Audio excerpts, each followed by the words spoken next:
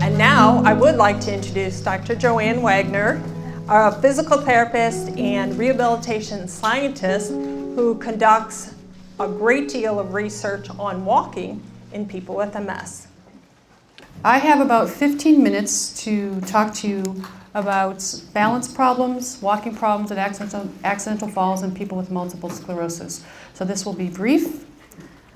Hopefully, by the time I am done, you will have some confirmation of probably what you already know about what type of problems do people with MS have with walking, how common are walking and balance problems, what contributes to walking and balance problems and falls, what strategies might you be able to use to improve your walking, and then what resources are available to assist you with your walking-related problems. So the first question is, what type of walking problems do people with MS experience and how common are they?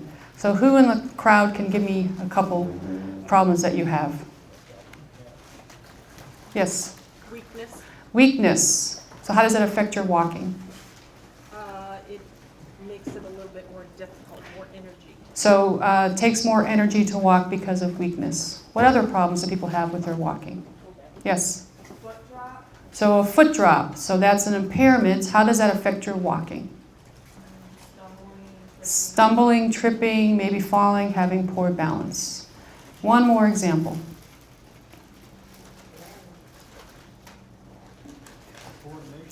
Coordination. Okay, so I put this graph up here to show you that, we talk about walking. There are many complications associated with walking. And what you see here in this graph is that we have, in the blue, it is no difficulty. Red is a little difficulty, and orange is a lot of difficulty. And we know that about 75% of people with MS will experience some type of problem with their walking. And as the disease progresses, this walking problems can have some implications to what you can do and how you can enjoy your life. And I show you this graph because there are many problems with mobility. It could be problems with standing, keeping balance, walking short distances, walking long distances, unable to run, or maybe difficulty with climbing stairs. And many of these problems can lead to things like Michelle talked about, increased energy costs. So it takes more energy to do things, so maybe you don't do the things you used to do. And it can also decrease your community ambulation, meaning you decrease what you're doing out in the community in regard to your walking. You no longer go to the mall, you don't go to your grandkids' soccer games. So there are many, many problems that people experience, and many people with MS have different problems. We also see that people with MS have a lot of balance problems. So we talked about some of already, maybe some discoordination. And I just want to show you some of the research because people study this. And what we found is that people have greater postural sway in quiet standing. So what does that mean? As you're standing still, you might be swaying more. You might feel like you're a little off balance, and boy, if you close your eyes, then you feel like you really have balance problems. People have a decreased ability to maintain their stability when they're in certain positions, such as a single leg stance, so you're standing on one leg, or when you're in a narrow base of support. So your physician might have you do toe-to-toe walking, but think of narrow base support if you have to walk in a hallway that's really busy and all of a sudden you have to keep your feet a little bit closer together than you normally would. We also know that people with multiple sclerosis tend not to move so much when they're standing. So they don't, if you ask them to reach forward, they'll decrease how much they want to reach feeling confident. So that means if you then have to reach outside of that limits of stability or where you're confident, you might feel unsteady and you might fall. And we also know that those movements tend to be slowed. So you start to stumble and you have a slow movement in response, and that can also contribute to possibility of falling. So similar to walking problems, there's a lot of variability in what can happen with your balance. So falls are very, very common in people living with multiple sclerosis. There's research showing that 20 to 60% of people living with MS will experience a fall. And what's really important to know is that injurious falls are quite common, where individuals that fall tend to have an injury almost half of the time that they fall. And when we do research, we consider, do you fall once? I ask people, do you fall? Well, I fell once, but if you fall more than twice in a time frame, like a year, that's usually a pretty big indication that you're having problems with your balance and your falls. And for people living with MS, falling is not okay, falling is not normal, and you really want to talk to your healthcare provider, your exercise specialist to work on ways to address that. Fear of falling is another issue. So someone might have fallen in the past, and now they're afraid they're going to fall. And fear of falling is very, very common with almost, 1/3 of people living with MS reporting fear of falling. And what's important about fear of falling? Well, fear of falling is associated with people not doing the things that they want to do. So you fell once, and now you're afraid you're going to fall, so you stop enjoying the things that you want to do in life. So people with MS have a wide range of walking problems. They have a wide range of balance problems. They fall more often than people their age, and then they fear falling. And so these things, you're here today to talk about hope and how to address these things. Many of these things can really be addressed with the right approach. So when I asked what type of problems do people have with balance and walking, what I really heard was more of what's contributing to your balance and walking problems: discoordination, weakness, decreased energy. And this is Michelle in my lab doing a timed 25-foot walk test. And I know Michelle and Val will talk a little bit later about what she's been working on to increase her walking, and Michelle's a great inspiration for all of you. Now, Michelle came in for an evaluation with me, and these are things as a physical therapist that I thought about when we were talking about her balance and walking problems. She could have problems with incoordination. There could be cognitive problems that affect her ability to walk and talk and do things at the same time. She talked about having decreased strength. There may be problems with vision when you get in a low lighting area. So people get up to go to the bathroom in the middle of the night, they don't have a nightlight on, and there's low lighting, and maybe that impacts their walking problems. Spasticity can impact your balance and walking. Fear of falling can impact this. Sensory loss, so do you have decreased sensation in your feet? Decreased muscular endurance, so maybe you feel really strong, but if you go out and you walk a half a mile, now you're really having problems with your walking. And then some people report heat sensitivity. So in the days of August here in St. Louis, they have a really hard time addressing their mobility issues when it's hot. So again, many, many factors contribute to problems with balance and walking. These same things often contribute to falls. One thing that we do know is that the use of assistive device or mobility aids is the one thing that has been shown consistently to kind of predict or be associated with people's falling. So people that use assistive devices are usually using those because they have balance problems or walking problems. But I often see people in my lab that have an assistive device and they've never been trained how to use it. So if you have an assistive device and you haven't been trained how to use it, I encourage you to talk to a healthcare provider about that. But as you see, many, many things can contribute to falls, walking problems, and balance problems. And that's why it's important for you to be an advocate for yourself, to talk to your healthcare provider, to see a physical therapist, to see an exercise specialist like you'll hear from Val later, to address the specific things that are underlying some of your problems. I put this graph up, and this is a model that we teach students, the ICF model. All the students should know this. But I put this up because this kind of talks about what can contribute to impaired balance and reduced walking. But look at the very bottom where it says personal factors and environmental factors.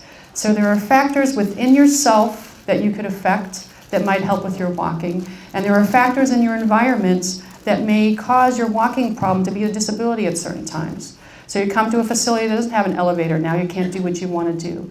So when you think about working with someone, with a trainer, a therapist, a friend to exercise, you always want to consider what you can do within yourself, your personal factors, your coping style, your hope, and the environmental factors. Is there something you can change? Can you get a handicap placard so you can get to the event and then do what you want to do inside the event?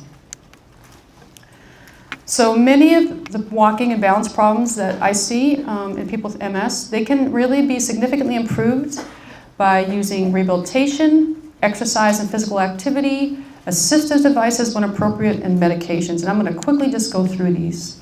So rehabilitation encompasses a wide variety of strategies and therapies designed to help you reach and then maintain the best physical, emotional, and functional level possible, whatever the level of disability. So a couple things are underlined here for you to reach and maintain. So the goal with physical therapy is to achieve a goal, but to maintain that goal. And that's particularly important in MS because you have a progressive disease. And how can you continue to work to maintain your goals? So as a physical therapist, physical therapists are the person you'll probably see most frequently to address mobility issues. And the goal of physical therapy would be to help you manage your mobility challenges and the physical demands of your family, your work, and your social life. And as physical therapists, we address mobility and ambulation, coordination, pain, wellness, prescribe exercises, work on balance, strength, fatigue, help you use the appropriate assistive device, and perhaps a mobility device. Maybe you start to need a wheeled walker or a scooter so you can go to Disney World with your family and enjoy that. So how many people in the audience have seen a physical therapist? Okay, great, great. And hopefully you have a good relationship with your physical therapist. We're really lucky in St. Louis. We have some wonderful clinicians. So the days of, yes? Joanne, do you mind if I ask a question now, or would you rather I wait? Michelle? Maybe wait till the end. We'll wait to the end. So the days of 3 times a week, 3 months of physical therapy are long gone. It's never going to happen again. And the important thing to do is to develop an exercise program that you can maintain yourself. And I think that you want to find something that you enjoy, something that can be adapted to meet your current function, and something that you have access to. So if you really like to swim, is that realistic? Can you get into a pool? And is the pool the right temperature for you? And I have a listing down here of all the different exercises that you could possibly engage in to improve your balance and mobility. And often you might have to see a physical therapist to get some guidance on what's best to address your specific problems. But it can range from dance to yoga, to Tai Chi, to Swiss ball exercises, to walking. There's a variety. So being active and exercising is so, so important. Mobility aids, we used to call these assistive devices, but I like to call them mobility aids because they're really helping you be mobile. And when appropriate, the appropriate use of an assistive device and mobility aid can be used to conserve your energy so you can do more and let you carry out your daily activities so you can be safe. So there's a variety of things up here, from an ankle-foot orthosis to a straight cane to a loft strand, and your physical therapist can help you determine what's the most appropriate aid for you. And then finally, I want to talk about medications. So there are medications that can be prescribed by your healthcare provider to improve your walking. It might be a medication that's prescribed to help with an impairment or a problem like spasticity. And it may be a medication such as Ampera that one of our sponsors has that's been shown to improve walking in persons with multiple sclerosis. So I think that having this approach where you might see a physical therapist, you should be always engaged in exercise. You might need an assistive device at some point of your disease, and then considering the pharmacological management is very, very important. And don't forget about wellness. So I'm a physical therapist. People think all you think about is walking and mobility. But wellness, your whole person. And so think about the 6 dimensions of wellness. So your social, your physical, your spiritual, intellectual, occupational, and emotional self. Exercise can really help with many of those. But think about a wellness approach to your life. So people like Val, personal trainers, can help you with that. Seeing, a community of people living with MS can help you with your emotional health. So there's many things that you can do here. And then there are many resources to assist you with your walking-related issues. So your healthcare team, obviously, other people living with multiple sclerosis. I have learned so much from people living with multiple sclerosis. I know you can learn from people living with MS. Fitness and exercise professionals, dedicated people living with MS. And then who else might help you? As you talk to each other, you might have better examples. And then don't forget some of our great organizations. So we have a wonderful Gateway Area chapter of the MS Society, but don't forget about the Multiple Sclerosis Association of America and the Multiple Sclerosis Foundation. And I just leave you with this slide because there is hope for you to do the things that you want to do. And I think you can always do the things you want to do. You just have to find the way to do that. And so I think coming today is the first step to that, and you're going to learn a lot of wonderful things. And have a good relationship with your physical therapist because we're part of the team that can really help. Thank you.